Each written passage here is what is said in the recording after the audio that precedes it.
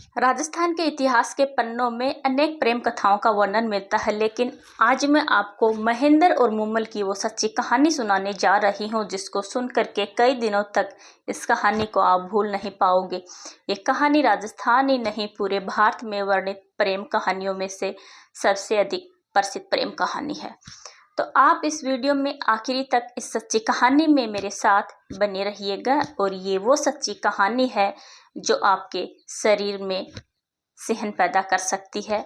नमस्कार दोस्तों, मैं सन्नू कुमारी राजस्थान से, और आप देख रहे हैं स्टोरी बाय सन्नू चैनल। आप चैनल को सब्सक्राइब जरूर करें और कमेंट जरूर करें, और इस सच्ची घटना को पूरा जरूर सुनिएगा। इस कहानी की शुरुआत होती है राजस्थान के पश्चिम क्षेत्र में बसे अमरकोट से, जो वर्तमान में पाकिस्तान में स्थित है। अमरकोट का एक शासक था राजकुमार महेंद्र, जो बड़ा ही पराक्रमी राजा होने के साथ दिखने में ऊंचे लंबी कद काठी का बड़ा ही सुंदर राजकुमार था, जिसके चेहरे पर सुंदरता का एक अलग ही तेज था। और इसी सुंदरता ने शायद इस कहानी को जन्म दिया, जो इतनी दुखदाई थी कि इसके बारे में लिखते वक्त शायद इतिहासकारों के भी हाथ कांप उठे होंगे। दरअसल दोस्तों, एक दिन महेंद्र अपने बहनोई के साथ, जो गुजरात का शासक था, उसके साथ शिकार पर जाता है। लेकिन आज महेंद्र ने ठान रखा था कि वो आज खरगोश का शिकार करेंगे। तो इस खरगोश की तलाश में महेंद्र और उसका बहनोई हमीर जडेजा निकल पड़ते हैं और उस क्षेत्र में खरगोश की तलाश करते हैं, लेकिन उन्हें खरगोश कहीं पर भी नहीं मिलता है। लेकिन महेंद्र ने ये ठान रखा था कि वो खरगोश ही आज पकड़ेगा। फिर वो तलाश में जुट जाते हैं, लेकिन खरगोश नहीं मिलता है। इसलिए वो खरगोश की तलाश करते करते अपने क्षेत्र से बहुत दूर निकल जाते हैं और राजस्थान के जैसलमेर तक पहुंच जाते हैं। तभी अचानक महेंद्र के बहनोई हमीर की नज़र पड़ती है एक खरगोश पर, और महेंद्र जैसे ही उस खरगोश का शिकार करने वाला था कि अचानक ही खरगोश वहां से भाग पड़ता है। और महेंद्र और हमीर खरगोश का पीछा करते हैं और अब पहुंच जाते हैं राजस्थान के जैसलमेर के लोदरवा के पास, जहां वह खरगोश एक नदी में कूद जाता है और शिकार उन दोनों के हाथ से निकल जाता है। अब महेंद्र और हमीर थक हार कर उस नदी के किनारे एक पेड़ के नीचे बैठ जाते हैं, और अब अंधेरा होने वाला था। अब हमीर जो महेंद्र से कहता है कि वो अपने क्षेत्र से बहुत दूर निकल आए हैं और अब उन्हें यहीं पर अपने खान पान की व्यवस्था करनी पड़ेगी। तभी महेंद्र और हमीर अपने आसपास कोई ठहरने की जगह ढूंढने लगते हैं। अचानक उस नदी के दूसरी ओर अचानक उन्हें एक खूबसूरत महल दिखाई देता है। अब वो दोनों इस नदी को पार करके उस महल तक जाते हैं, जहां उन्हें पता चलता है कि यह महल और किसी का नहीं बल्कि लोदरवा की राजकुमारी मूमल का महल है, जिनकी खूबसूरती के चर्चे दूर दूर तक क्षेत्र में फैले थे। वो इस महल के पास पहुंचते हैं तो देखते हैं कि महल गुलाब के फूलों से सजा पड़ा था। भव्य इमारत, चारों तरफ पहरेदार, आसपास सेवक सेविकाएं खड़ी हैं और इस महल की चारों तरफ रौनक छाई हुई है। इसके बाद महेंद्र महल के सेवकों को अपना परिचय देता है और बताता है कि वह अमरकोट का राजकुमार महेंद्र है और ये गुजरात के शासक हमीर जडेजा है। हम शिकार के लिए आए थे, लेकिन रास्ता भटक गए और अब हम आपके यहाँ रुक करके खान पान और विश्राम करना चाहते हैं। अब इसके बाद द्वारपालों ने इनको महल के अंदर ले जाते हैं और उनका खूब सत्कार किया जाता है और उनके विश्राम और खान पान की व्यवस्था की जाती है। अब महेंद्र और हमीर भोजन करने के पश्चात वहां से अमरकोट रवाना होने की तैयारी करते हैं। लेकिन जैसे ही वो जाने लगते हैं तो एक सेवक राजकुमारी का संदेश लेकर के उनके पास पहुंचता है और कहता है कि राजकुमारी मूमल आपसे मिलना चाहती है, लेकिन एक साथ नहीं, अलग अलग। तो राजकुमार महेंद्र अपने बहनोई हमीर से कहता है कि आप बड़े हो तो राजकुमारी से मिलने पहले आप जाइए। अब हमीर राजकुमारी से मिलने के लिए उस कक्ष की ओर जाने लगता है जिस कक्ष में मूमल रहती है।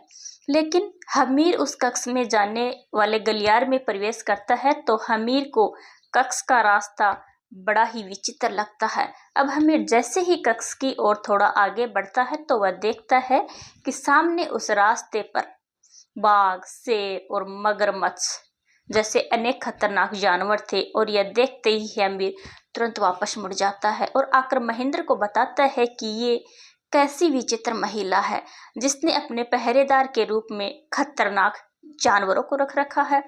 ये सुनते ही तुरंत महेंद्र कहता है कि मैं जाऊंगा उस राजकुमारी से मिलने जिसने अपनी सुरक्षा के लिए इन खतरनाक जानवरों को रखा हुआ है। और इतना कहकर महेंद्र हाथ में तलवार लिए राजकुमारी मुमल के कक्ष की ओर जाने लगता है। और जैसे ही वह कक्ष के पास पहुंचता है तो सामने एक शेर को देखता है और अपनी तलवार से उस शेर की गर्दन धड़ से अलग कर देता है। और गर्दन अलग होते ही महेंद्र को पता चलता है कि ये सब असली नहीं बल्कि मोम के हैं, लेकिन देखने पर असली प्रतीत होते हैं। अब इसके बाद महेंद्र राजकुमारी मुमल के कक्ष तक पहुंच जाता है और वह जैसे ही कक्ष में प्रवेश करता है तो सामने का मंजर देखकर महेंद्र की नजरें ठहर जाती हैं। वो सामने देखता है कि एक सुंदर कन्या जिसकी आंखें हिरनी जैसी, जिसके बाल लंबे, जिसका चेहरा शरद रात्रि की पूर्णिमा के चांद जैसा। वह कन्या महेंद्र की प्रतीक्षा में सामने खड़ी थी और ये कन्या कोई साधारण कन्या नहीं बल्कि लोदरवा की राजकुमारी मुमल थी, जिसकी सुंदरता का बखान दूर दूर तक के क्षेत्रों में फैला हुआ था। लेकिन इस कहानी में इसके साथ जो होता है वो सुनकर आपके शरीर के रोंगटे खड़े होने के साथ साथ आपकी रूह भी कांप जाएगी। इसके बाद उस कक्ष में खड़े महेंद्र की नजरें मुमल से हटी नहीं रही थी। वह उसे देख करके अभिभूत हो जाता है। मुमल इतनी आकर्षित थी कि महेंद्र मुमल पर कायल हो जाता है और मुमल ने भी इस ऊंचे कदकाठी के सुंदर नवयुवक को देखकर उससे आकर्षित हो जाती है और पहली ही मुलाकात में दोनों को आपस में प्रेम हो जाता है। अब इसके बाद मुमल और महेंद्र बातें करने लगते हैं और मुमल और महेंद्र बातों में इतना खो जाते हैं कि उन्हें पता ही नहीं चलता कि कब रात बीत गई। और अगली सुबह जब महेंद्र राजकुमारी से अमरकोट जाने की इजाज़त मांगता है तो मुमल महेंद्र को रोकती है और मुमल ने महेंद्र के सामने अपने विवाह का प्रस्ताव रख दिया। और इतना सुनते ही महेंद्र कहता है कि वह इस प्रस्ताव को स्वीकार नहीं कर सकता क्योंकि महेंद्र की पहले से ही 6 रानियां हैं, लेकिन अब भी वो दोनों एक दूसरे से बिछड़ना नहीं चाहते थे।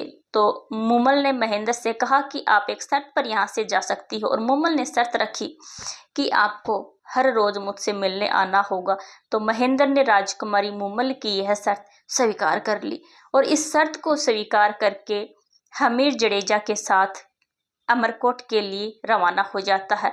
लेकिन अमरकोट आने के पश्चात महेंद्र को हर जगह वो राजकुमारी मुमल ही दिखाई दे रही थी, लेकिन उसे अंदर ही अंदर एक चिंता भी सता रही थी कि आखिर कैसे वह हर रोज इतने कम समय में अमरकोट से लोदरवा की 100 किलोमीटर की दूरी तय करेगा। लेकिन उसने राजकुमारी मुमल को वचन दे दिया था तो वह उस वचन को भी नहीं तोड़ सकता था। और इसी चिंता के साथ वह पहुंच जाता है एक ऊंट पालक के पास और उसे कहता है कि क्या कोई ऐसा ऊंट है जो शाम ढलने के बाद जैसलमेर लोदरवा पहुंचा दे और सुबह होने से पहले वापस अमरकोट छोड़ दे। इस बात पर ऊंट पालक राजकुमार महेंद्र को अपना सबसे तेज चलने वाला चित्तल नामक ऊंट दे देता है। और अब जो महेंद्र है ऊंट पर सवार होकर रोज रात को मुमल के पास जाता था और सुबह होते ही वापस अमरकोट पहुंच जाता था। और लगभग 8 महीने तक ऐसा ही सिलसिला चलता रहा। रोज रात महेंद्र जो है मुमल के पास जाता और सुबह होने से पहले ही अमरकोट पहुंच जाता और अपने कक्ष में बिना किसी को बताए जाकर सो जाता था। अब दोस्तों धीरे धीरे महेंद्र की सभी रानियों को शक होने लगता है। तो एक दिन सभी रानियां मिलकर सबसे छोटी रानी के पास जाती हैं और महेंद्र के हर रात गायब होने का कारण पूछती हैं, क्योंकि महेंद्र पिछले 8 महीने से अपनी रानियों को समय नहीं दे पा रहा था और इसी बात ने उन रानियों को शक पैदा कर दिया था। अब वो सभी रानियां जैसे ही छोटी रानी के पास पहुंचती हैं तो छोटी रानी कहती है कि उसे नहीं पता कि आखिर महेंद्र रात को जाता कहाँ है। वह हर रात गायब रहकर सुबह आकर के अपने कक्ष में सो जाता है। तो अब इसी चिंता के साथ महेंद्र की सभी रानियां मिलकर अपनी सास के पास जाती हैं और उन्हें सारी घटना से अवगत कराती हैं। तो महेंद्र की माँ छोटी रानी से पूछती है कि महेंद्र जब घर आता है तो कैसी हालत में होता है। तो छोटी रानी बताती है कि महेंद्र पूरी तरह भीगा होता है और सुबह जल्दी आकर कक्ष में सो जाता है। और इस बात पर महेंद्र की माँ छोटी रानी को कहती है कि अब जो महेंद्र भीगा हुआ आए तो एक बार उसके बालों का पानी मुझे ला करके दिखाए। तो छोटी रानी वैसा ही करती है। महेंद्र के बालों से टपका पानी एक बर्तन में इकट्ठा करके अपनी सास को दिखाती है। अब महेंद्र की माँ जैसे उस पानी को चखती है तो वह समझ जाती है कि ये पानी तो नदी का है। तो महेंद्र की माँ समझ जाती है कि यह नदी को पार करके मुमल के पास जाता है जिसका महल काग नदी के किनारे है। अब ये बात महेंद्र की रानियों को पता चलती है तो महेंद्र को मुमल से मिलने से रोकने के लिए एक तरकीब लड़ाती हैं और वो ऊंट जिस पर राजकुमार महेंद्र जाता था उस ऊंट को वो जहर दे देती हैं ताकि महेंद्र लोदरवा मुमल के पास न जा सके। और महेंद्र चित्तल के पास जाता है तो वह देखता है कि महेंद्र का ऊंट चित्तल मरा पड़ा है और यह देखकर महेंद्र चिंतित हो उठता है और वह सोच में पड़ जाता है कि अब वह मुमल के पास हर रोज कैसे जाएगा। और इसी चिंता के साथ एक बार फिर वह उसी ऊंट पालक के पास जाता है, मगर ऊंट पालक के पास जाकर चित्तल जैसे ही ऊंट की मांग करता है जो उसे चित्तल की भांति लोदरवा पहुंचा दे और उसी रात वापस उसे अमरकोट छोड़ दे। और ये सुनकर ऊंट पालक महेंद्र से चित्तल जैसा ही ऊंट तो नहीं पर उसके जैसे रफ्तार वाली ऊंटनी के बारे में बताता है जो उसे उसी रफ्तार के साथ लोदरवा जैसलमेर पहुंचा देता है। एक ही रात में वापस अमरकोट ले आएगी। लेकिन ऊंट पालक ने महेंद्र से कहा कि आप इसे ले जाइएगा, लेकिन एक बात का ध्यान रखिएगा कि अगर गलती से भी इस पर वार कर दिया तो यह आपको रेगिस्तान में भटका सकती है।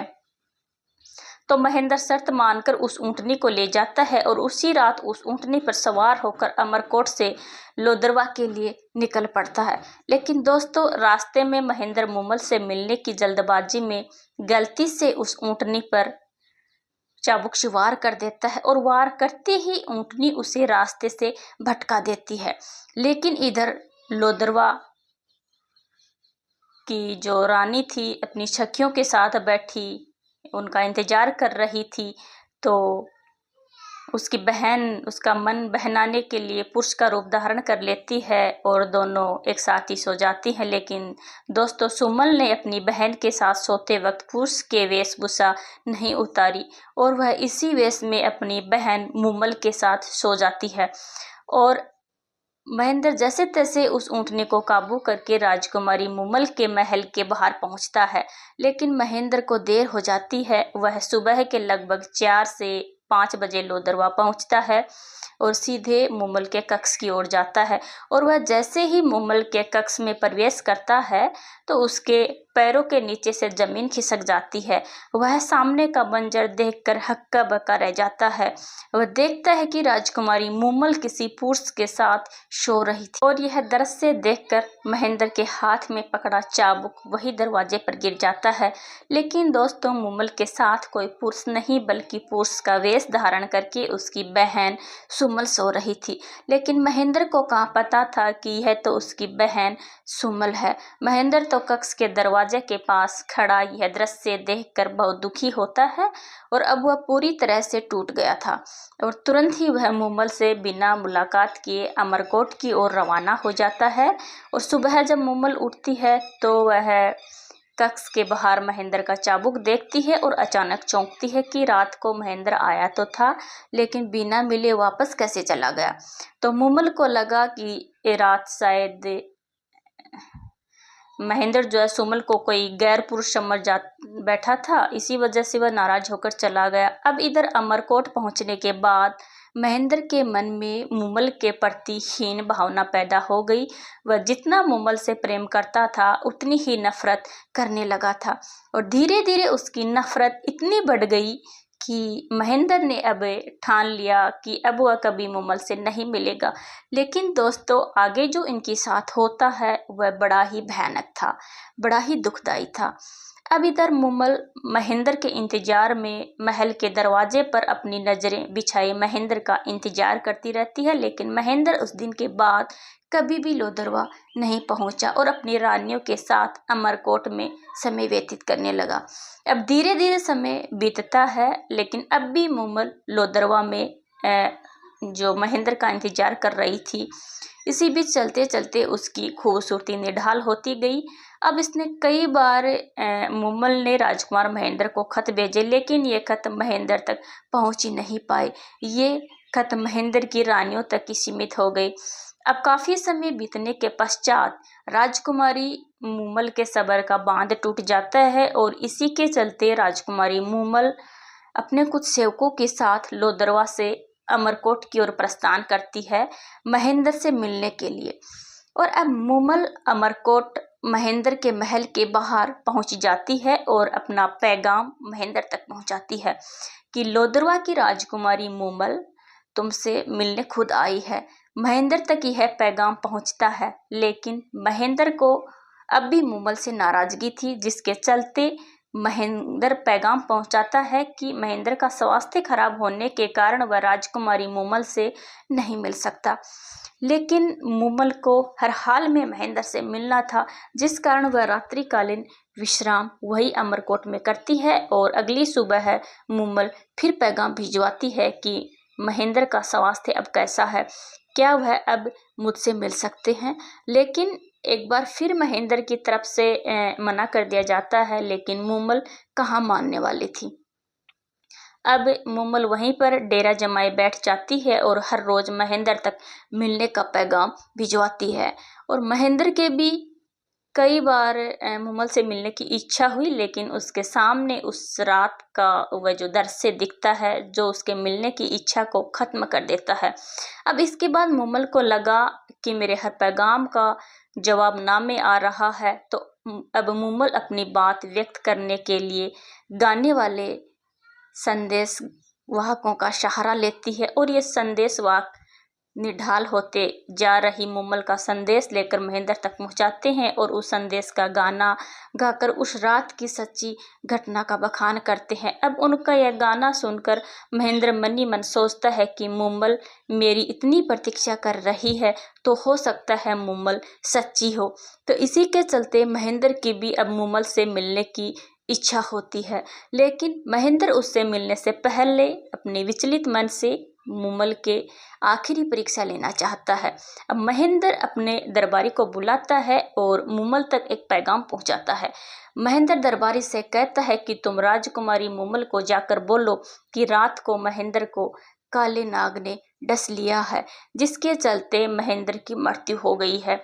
और वह अगली ही सुबह महेंद्र का दरबारी भागकर उस स्थान पर पहुंचता है जहां पर मूमल डेरा लगाए बैठी थी और दरवाजे पर जाकर के मूमल से रोते हुए कहता है कि बड़ी ही दुख भरी कहानी है कि कल रात राजकुमार महेंद्र को काले नाग ने डस लिया है, जिससे राजकुमार महेंद्र की मृत्यु हो गई है। और जैसे ही यह शब्द राजकुमारी मूमल के कानों में पड़ते हैं, वैसे ही लोदरवा की राजकुमारी मूमल, जो अपनी खूबसूरती और हंसमुख स्वभाव के कारण पूरे क्षेत्र में प्रसिद्ध थी, वह यह बात सुनते ही जमीन पर गिर जाती है और राजकुमारी मूमल को यह खबर सुनकर इतना बड़ा धक्का लगता है कि राजकुमारी मूमल वहीं पर अपने प्राण त्याग देती है। तो दोस्तों, यह बड़ा ही दुखदाई था और वहां आसपास खड़े लोगों की आंखों में आंसू आ जाते हैं।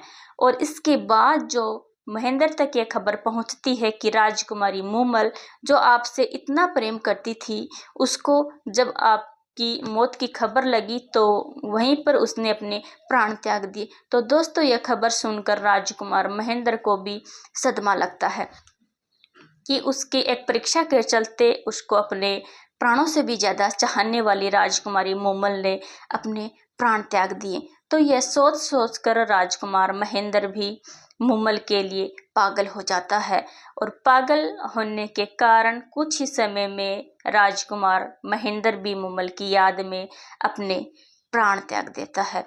तो दोस्तों, ये थी राजस्थान की वो सच्ची प्रेम कथा जिसका वर्णन करते वक्त शायद इतिहासकारों के भी आंखें नम हो गई होंगी।